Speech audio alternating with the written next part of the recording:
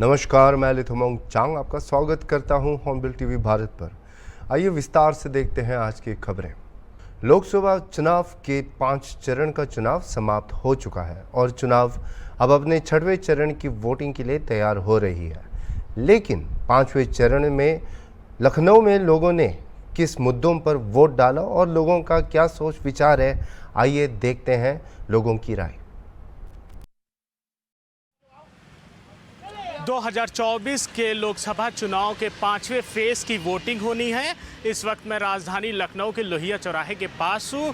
शाम का वक्त है। आज लखनऊ की जनता से जानेंगे कल आप किसको वोट देंगे, क्योंकि कल 20 तारीख है और 5वें उत्तर प्रदेश की 14 सीटों पर वोटिंग होनी है। 13 सीटें बीजेपी के पास हैं। लखनऊ से इस वक्त जो सांसद हैं वो राजनाथ सिंह हैं और उनके सामने जो प्रत्याशी हैं वो रविदास मल्होत्रा जी हैं जो सपा से उतारे गए। लखनऊ की जनता से जानेंगे कि उनका क्या मूड है, वो किस मुद्दे पर वोट देंगे और क्या रहेगी रणनीति। क्या नाम है आपका? मेरा नाम सिब्बू रज़ाकी है। क्या करते हैं आप? मैं सोशलिस्ट, मैं सामाजिक कार्यकर्ता हूँ और समाजवादी पार्टी से जुड़ा हूँ। दूसरी बात, आपने कहा कि 5वें फेज़ का चुनाव है, लेकिन मैं आपको बताना चाहता हूँ कि उत्तर प्रदेश के अंदर जो हालात हैं वो हालात को देखते हुए आज 5वें चरण का कल चुनाव है। उत्तर प्रदेश में समाजवादी पार्टी, मैं नहीं कह रहा हूँ, ये उत्तर प्रदेश की जनता कह रही, इस बार का चुनाव जो होने जा रहा है 80 बनाम 20, 80 जो है गठबंधन के साथ है और 20 भाजपा के साथ है।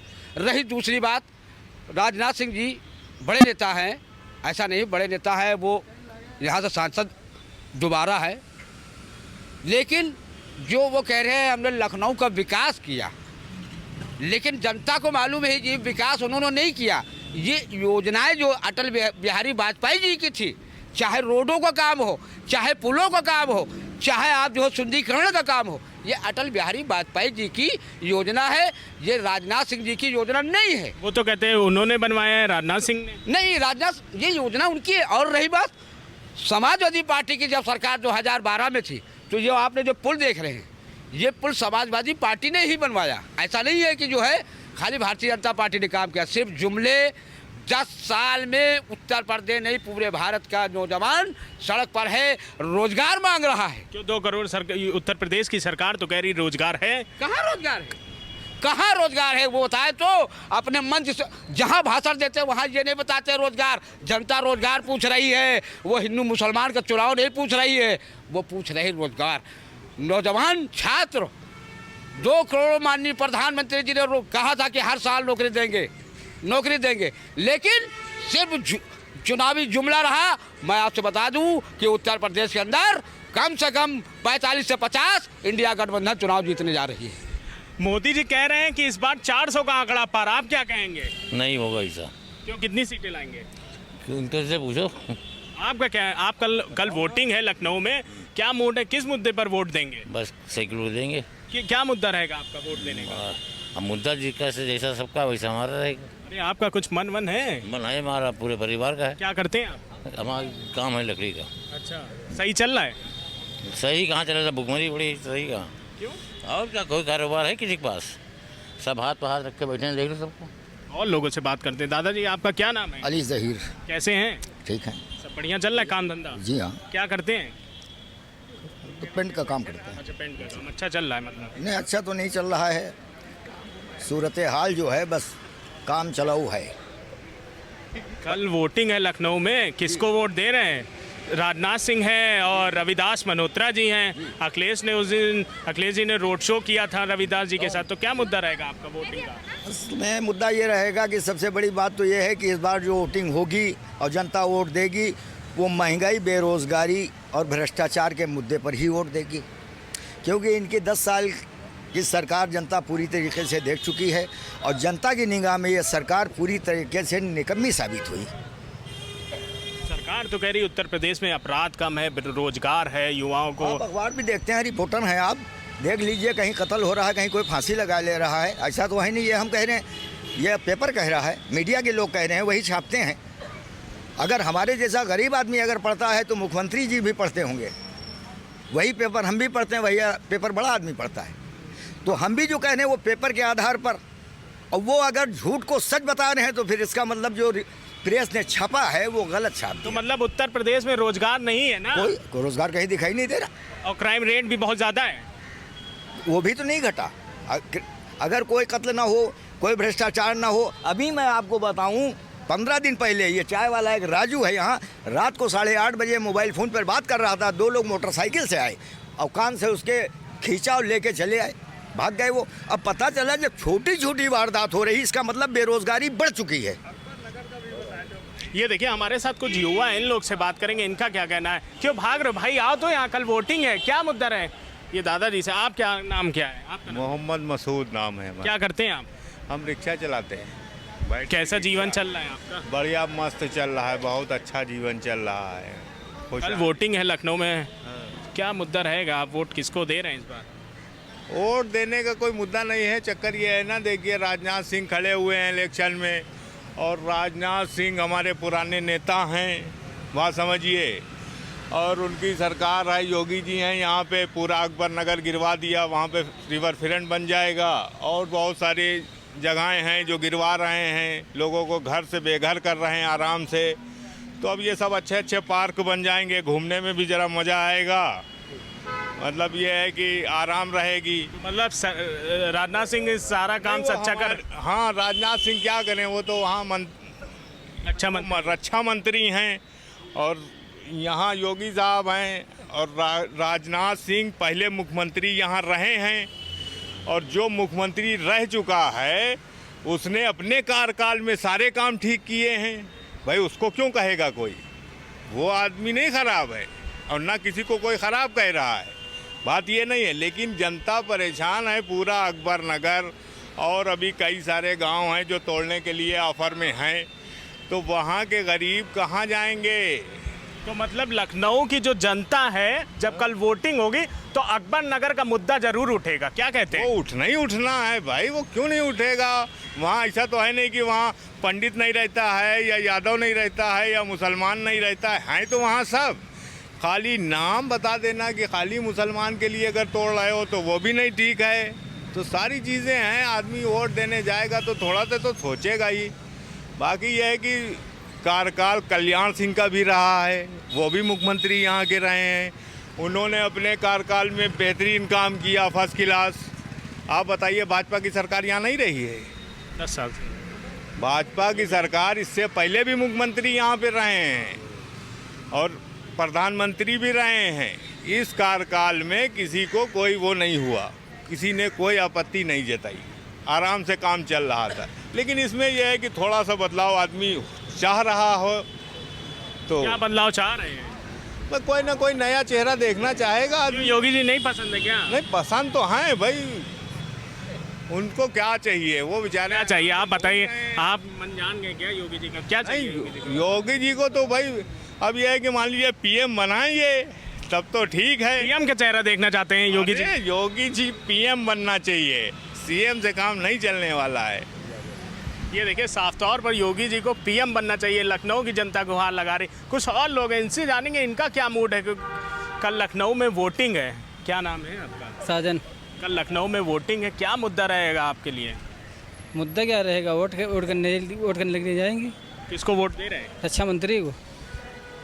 रक्षा मंत्री को दे रहे हैं, अच्छा सही है। और आप क्या कहना चाहेंगे? भैया हम तो मुलायम सिंह के साथी हैं, बाकी कोई नहीं। अच्छा, हाँ। कितने साल से मुलायम सिंह को वोट दे रहे हैं? जब से हम होश संभाले जब से वोट हमारा चालू है, जब से मुलायम सिंह के अलावा किसी बंदूक को दिया ही नहीं पर लेकिन कमान संभाल लेते राजनाथ सिंह। है। राजनाथ सिंह अरे वो तो चोर पार्टी है ही है, उसको तो कुछ बीजेपी चोर पार्टी है। और क्या, आज तक के कौन अच्छा काम किए थे? साले काम धंधे थे वो सारे पूरे बंद कर दिए। लकड़ी कारपेंटर का काम करते हैं, आप बेरोजगार है। आप क्या करते हैं? हम कारपेंटर का काम करते हैं। काम वाम ठीक चल रहा है? कहाँ चल रहा है, इसी तो किस्मत का रोना है मनुष्यों की सरकार में। काम चलता तो क्यों, फिर तो अच्छी सरकार थी। हमें काम चाहिए, काम जब है नहीं, घर में लड़के बच्चे भूखे मर रहे हैं, तो ऐसी सरकार क्या फायदा कर लाने से। ये आपका काम डाउन चल रहा है? ये जब से मनहूस की सरकार आई है 10 साल हो गए। हाँ, उधर कोरोना में वैक्सीन लगवा दिया सब, अटैक से मरे जा रहे हैं आदमी। या ऐसी सरकार कौन काम की? पूरा खोखला कर दी देश को। आप क्या कहेंगे, आप बताइए। ये तो कह रहे हैं खोखला कर दिया, वो और क्या? आपके साथी कह रहे हैं कि पीएम योगी जी को पीएम का चेहरा होना हम चाहिए। सच्चाई बता रहे हैं। देखिए ऐसा है, सबसे बड़ी बात है उन्होंने जो कहा है वो अपने उनके व्यक्तिगत उनका अपना पर्सनल मामला है। लेकिन रही बात, मैं फिर कहना चाहता हूँ कि जो हालात हैं देश के, 10 साल से भारतीय जनता पार्टी और नरेंद्र मोदी जी देश के प्रधानमंत्री हैं। 10 साल में उन्होंने कहा था कि जो है हम 15 लाख लोगों को 15 लाख रुपए देंगे, नौकरियां देंगे, लोगों को रोज़गार देंगे। ना तो रोज़गार मिला, ना तो नौकरी मिली, ना तो सिर्फ झांसा दिया। अब इस बार जनता उनकी विदाई कर रही है। किसका पीएम का चेहरा आप देखना चाहते हैं? पीएम गठबंधन में जो है बनेगा पीएम का, जो भाई जब केंद्र में गठबंधन की जब सरकार बनेगी तो वहाँ बड़े कौन चेहरा होना चाहिए पीएम का चेहरा आपके ख्याल से? क्या राहुल गांधी, प्रियंका गांधी, कौन? वो तो आपके सामने आ जाएगा 4 जून को। आपको पर आप क्या सोचते हैं? आपको 4 जून को पता चल जाएगा कि कौन चेहरा है। कितनी सीटें आ रही हैं इंडिया गठबंधन की? पूरे भारत में की हाँ, पूरे भारत में। बीजेपी तो 400 कह रही है। 400? हाँ। अरे बीजेपी 150 नहीं पार कर पाए रहे, क्या बात कर रहे हैं? 150 पे बीजेपी सिमट जाएगी, सिमट जाएगी। सिमट जाएगी। और इंडिया गठबंधन की गरीबों की, किसानों की, मजदूरों की, छात्रों के, नौजवानों की, व्यापारियों की सरकार 4 जून को इंडिया गठबंधन की सरकार बनने जा रही है। ये देखिए, साफ तौर पर लखनऊ की जनता से हमने बात किया और उनका मूड जाना। उनका साफ तौर पर कहना है कि अकबर नगर का जो मुद्दा है वो काफ़ी उठेगा। और दूसरी चीज़ है कि जो बीजेपी जो 400 का आंकड़ा कह रही है वो लगभग 150 के आंकड़े के आसपास आएगी। अब ये तो हार जीत का फैसला, ये तो 4 जून को पता चलेगा। देखने वाली बात होगी कौन जीतेगा कौन हारेगा। वीडियो जर्नलिस्ट अनिल सैनी के साथ निहाल पांडे, हॉर्नबिल टीवी, लखनऊ। आम आदमी पार्टी की राज्यसभा विधायक स्वाति मालीवाल पर कथित हमले के सिलसिले में अपने पूर्व सहयोगी विभव कुमार की गिरफ्तारी पर मुख्यमंत्री अरविंद केजरीवाल ने 21 मई को भाजपा के नेतृत्व वाले केंद्र और प्रधानमंत्री मोदी पर जमकर निशाना साधा। अपनी पार्टी के कई नेताओं की गिरफ्तारी का हवाला देते हुए सीएम, जो खुद अब रद्द हो चुकी दिल्ली उत्पाद शुल्क नीति से जुड़े मनी लॉन्ड्रिंग मामले में अंतरिम जमानत पर बाहर है, उन्होंने सवाल किया कि क्या लोगों ने प्रधानमंत्री या थानेदार को चुना है। आप देख लेना, इन्होंने इतनी गुंडागर्दी मचा रखी है। इन्होंने मनीष सिसोदिया को जेल में डाल दिया, केजरीवाल को जेल में डाल दिया, सत्येंद्र जैन को जेल में डाल दिया, संजय सिंह को जेल में डाल दिया, परसों मेरे पीए को भी जेल में डाल दिया। अब कह रहे हैं तीशी को भी जेल में डालेंगे, सौरभ भारद्वाज को भी जेल में डालेंगे। अरे हमने प्रधानमंत्री बनाया था, थानेदार बनाया था। सवेरे उठ के इसको भी, और बिल्कुल झूठे केस कह रहे हैं 100 करोड़ का घोटाला हो गया। अरे तुमने इतनी रेड मार ली, 500 से ज्यादा रेड मार ली, चवन्नी नहीं मिली कहीं पे। कहां गए 100 करोड़? हवा में उड़ गए। कहां गए 100 करोड़? झूठे केस बना बना के, झूठे केस बना बना के। अरे प्रधानमंत्री हो यार, जनता इतनी त्रस्त हो रही है, इतनी महंगाई हो गई, कोई पेट्रोल के दाम कम कर दो, डीजल के दाम कम कर दो, दूध के दाम कम कर दो, तब तो बड़प्पन है। सवेरे उठते हैं, इसको जेल में डालूंगा, इसको जेल में डालूंगा, इसको जेल। ये कोई प्रधानमंत्री की बात है? ये कोई बात है? ऐसे प्रधानमंत्री होने चाहिए? मैं भाई साहब पूरे देश में, आज भी मैं लेट हो गया, मैं माफी मांगता हूं। आज जमशेदपुर गया था मैं पिछले एक हफ्ते में पंजाब गया, कुरुक्षेत्र गया, हरियाणा गया, महाराष्ट्र गया, बंबई गया, भिवंडी गया, लखनऊ गया, पूरे देश से घूम के आ रहा हूं। लोग इतने नाराज हैं मोदी जी से, बीजेपी से। इतनी महंगाई हो गई, इतनी महंगाई हो गई, लोगों के घर का खर्चा नहीं चल रहा। गलत तो नहीं कह रहा भाई साहब? पसमानदा मुस्लिम समाज इस लोकसभा चुनावों में चर्चा में है। इंडिया और एनडीए गठबंधन दोनों को इसका वोट चाहिए। ऐसे में हॉर्नबिल टीवी के राजनीतिक संपादक ऋषि भारद्वाज ने पसमानदा मुस्लिम समाज के प्रदेश अध्यक्ष खुर्शीद आलम से की खास बातचीत। पसमानदा मुस्लिम समाज, ये एक नाम है एक संस्था का, जो देश की सबसे पुरानी पसमानदा मुसलमानों की संस्था है और सबसे बड़ी भी है। देश के लगभग हर हिस्से में इसके प्रदेश अध्यक्ष, इसके कार्यकर्ता मौजूद हैं। पसमानदा मुसलमानों को सबसे पहले देश के लोगों ने तब जाना जब हमारे प्रधानमंत्री नरेंद्र मोदी ने लाल किले से पसमानदा मुसलमानों का जिक्र किया। उसके पहले तक किसी को ये नहीं पता होता था कि पसमानदा मुसलमान कौन है। बाद में लोगों को ये पता चला कि मुस्लिम समाज में 85% लोग जो हैं वो पसमानदा वर्ग से ही आते हैं। ऐसे में पसमानदा मुस्लिम समाज के प्रदेश अध्यक्ष खुर्शीद आलम आज हमारे साथ मौजूद हैं और हम इनसे ये जानेंगे कि पसमानदा मुसलमान इस चुनाव में बीजेपी की तरफ है या यूपी में समाजवादी पार्टी और कांग्रेस की तरफ है। खुशी भाई, आपका बहुत बहुत स्वागत है हमारे साथ। हमें ज़रा ये बताइए कि क्या माहौल चल रहा है यूपी में चुनाव को लेकर। देखिए, उत्तर प्रदेश के अंदर अभी जो चुनाव चल रहे हैं लोकसभा के, और हमारे वहाँ उत्तर प्रदेश का जो समीकरण है उस समीकरण के अनुसार पसमानदा मुस्लिम समाज इस चुनाव में अगर देखा जाए तो इंडिया गठबंधन के साथ खड़ा हुआ है, क्योंकि उनके पास और कोई विकल्प नहीं है।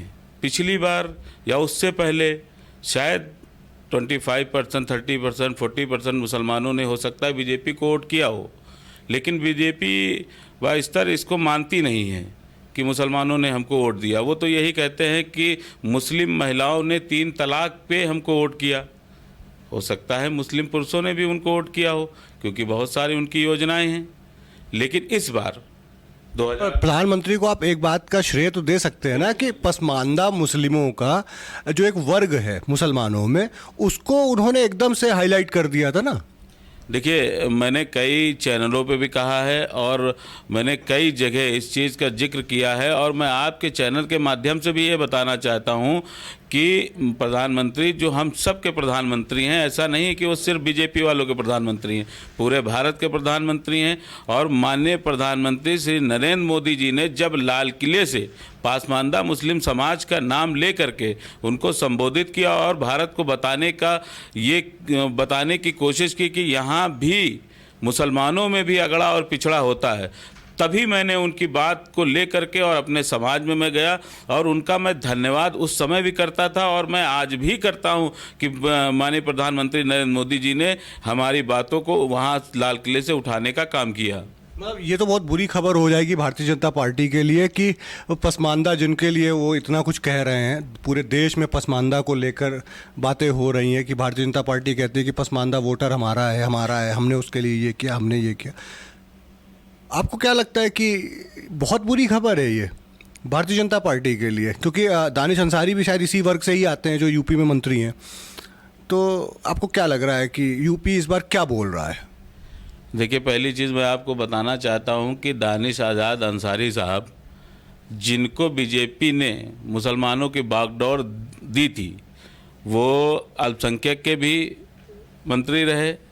वो आपको बताना चाहता हूं कि मदरसा बोर्ड के भी मंत्री रहे, वो वक्फ बोर्ड के भी मंत्री रहे, उनके पास हज कमेटी भी रही, उनके पास मुसलमानों की सारी बागडोर रही। XYZ जितना भी था मुसलमानों को लेकर के जो है बीजेपी ने उनको सौंप दिया था। शायद उनकी कथनी और करनी में कुछ अंतर रहा हो, इसलिए इस बार बीजेपी ने क्या किया है कि एक ऐसे शख्स को मुसलमानों की बागडोर सौंप दी गई जिससे हम लोगों को ये उम्मीद ही नहीं थी कि मुसलमानों की बागडोर किसी ऐसे शख्स को सौंपी जाएगी कि जिसको मुसलमानों के बारे में XYZ पता ही नहीं है। आपको मैं बताना चाहता हूं कि ओम प्रकाश राजभर, जिनको मंत्री बनाया गया, उनको मदरसा बोर्ड, उनको हज कमेटी, उनको वक्फ बोर्ड, उनको अल्पसंख्यक आयोग, सब जगह उनको मंत्री पद उनको दे दिया गया। मुसलमानों की सारी कमान उनके हाथ में। जो एक ऐसा व्यक्ति जिसको कुछ पता ही नहीं है कि मुसलमानों के क्या परेशानियां हैं, मुसलमानों की क्या चिंताएं हैं, वो कैसे मुसलमानों के लिए काम कर पाएगा? मतलब यही सारी चीज़ें हैं जिसको ले करके इस बार पसमानदा मुस्लिम समाज बीजेपी को बीजेपी की तरफ इस तरीके से मूव ना होता कि जो है उनके साथ अगर छल ना हुआ होता तो हो सकता है कि 30 और 40% पसमानदा मुस्लिम समाज बीजेपी के साथ खड़ा होता, लेकिन उसके साथ छल हुआ है, इसलिए वो गठबंधन के साथ चला गया, इंडिया गठबंधन के फेवर में खड़ा हो गया। और उसके पास कोई विकल्प ना होने के कारण, क्योंकि उत्तर प्रदेश की राजनीति में अगर देखा जाए तो कोई मुस्लिम चेहरा अभी तक उभर के पासमानदा के लिए सामने नहीं आया। हमें ये लगा कि दानिश आज़ाद अंसारी को मंत्री बनाए जाने के बाद ये हुआ कि हो सकता है पासमानदा के लिए काम करें, लेकिन वो तो ना अपने कार्यालय से बाहर निकले, ना क्षेत्र में निकले, ना पासमानदा के लोगों से मिले, ना उन्होंने कई बार हमारा बैक टू बैक उनके साथ जो है चर्चा होती रही, लेकिन वो कभी उनके पास समय ना होने के कारण, या हो सकता है वो मिलना ना चाहते हों, तो उन्होंने हम लोगों की एक वोट अगर वोटर के लिहाज से देखा जाए, वोट बैंक के लिहाज से, तो 85% पसमानदा वोटर है। अगर अंसारी इस तरह का कर रहे हैं तो आपको नहीं लगता है कि वो मंत्री बन गए हैं तो इसलिए वो, और उनको कोई ज़रूरत नहीं है वोटर की, या उनको लग रहा है कि जो बहुसंख्यक हिंदू हैं भारतीय जनता पार्टी के लिए वो वोट कर रहे हैं तो उन्हें मुस्लिम और खास करके पसमानदा का वोट नहीं चाहिए? देखिए, जो शीर्ष नेतृत्व है बीजेपी का, वो ये चाहता है कि उत्तर प्रदेश का जो पासमानदा मुस्लिम समाज है वो उसके साथ चला है, लेकिन जो लोकल लीडर हैं यहाँ के, वो इस पे काम ही नहीं कर रहे हैं और ना काम करना चाहते हैं। आप कोई भी मुद्दा उठा के देख लीजिए, चाहे वो शिक्षा का मुद्दा हो, चाहे वो हज का मुद्दा हो, चाहे वो मदरसों का मुद्दा हो, इन सारे मुद्दों पे मुसलमानों की देखिए बेसिक सी कुछ चीज़ें हैं, शिक्षा, मदरसा, मस्जिद, बस इसी में वो उलझा रहता है। तो वो चाहते हैं कि हमारे इन मुद्दों का कोई आए, कोई लीडर ऐसा आ जाए जो आ करके उनके मुद्दों को सुलझा दे। मतलब आपने जो बात कही है अगर उसी को समझा जाए तो इस तरह से समझ सकते हैं कि जो भारतीय जनता पार्टी में ऊपर बैठे लोग हैं, मतलब नरेंद्र मोदी और अमित शाह, उनसे कोई बैर नहीं है, लेकिन यहाँ वालों की खैर नहीं है, कुछ इस तरह का ही आप कहना चाह रहे हैं? बिल्कुल। देखिए, मैं एक छोटी सी जो है पंक्ति में आपको बता दूं, चंदन विश्व व्यापत रहे, लपटे रहे भुजंग। तो स्थितियाँ ये हो गई हैं कि जो है पासमानदा मुस्लिम समाज एक चंदन के वृक्ष की तरीके है, लेकिन यहाँ के जो लोकल लीडर हैं वो एकदम जो है सांपों की तरह हैं, वो विष डालते जा रहे हैं। तो ये कुछ तो एक चीज़ ये बताइए, मुफ्त राशन, अच्छी स्वास्थ्य सेवा, जैसा कि मैं खुद भी घूमा हूँ, आप भी घूमे होंगे काफ़ी इस चुनाव में, तो आपने भी देखा होगा कि ग्रामीण इलाकों में अब CSC PSC खुलने लगी हैं, फ्री दवाएं मिल रही हैं, वहाँ पर राशन मिल रहा है, बिजली भी लगभग 17-18 घंटे आ ही रही है। तो क्या ये चीज़ें असर नहीं डालेंगी भारतीय जनता पार्टी या NDA के समर्थन में वोट देने के लिए? देखिए, इस बार जो है लोगों को इन सब चीज़ों से कोई फ़र्क नहीं पड़ रहा है। उनके दिमाग में एक नैरेटिव चल रहा है कि इस बार अगर 2024 में मोदी जी की सरकार बन गई तो संविधान बदल दिया जाएगा। तो इसलिए जो है लोग इकट्ठा हो रहे हैं, पिछड़ा इकट्ठा हो रहा है, दलित इकट्ठा हो रहा है, पासमानदा इकट्ठा हो रहा है। तो ये लोग इकट्ठा हो करके इंडिया गठबंधन को वोट कर रहे हैं। बहुत बहुत धन्यवाद आपका। तो ये थे हमारे साथ खुर्शीद आलम, जिन्होंने हमको ये समझाने की कोशिश की कि पसमानदा, जो कि भारतीय जनता पार्टी अपना वोटर मान के चल रही थी अभी तक, वो इस बार भारतीय जनता पार्टी के खिलाफ जा चुका है और इंडिया गठबंधन के साथ उसने कदम ताल मिलाने की सोच ली है। और इसके पीछे का जो सबसे बड़ा कारण है वो ये बताया जा रहा है कि भारतीय जनता पार्टी अगर इस बार 400 पार कर ले गई या नरेंद्र मोदी 2024 में एक बार फिर से प्रधानमंत्री बन गए तो वो संविधान को बदल देंगे।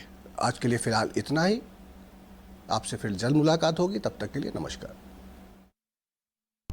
अभी के लिए इतना ही, और खबरों के लिए देखते रहिए हॉर्नबिल टीवी।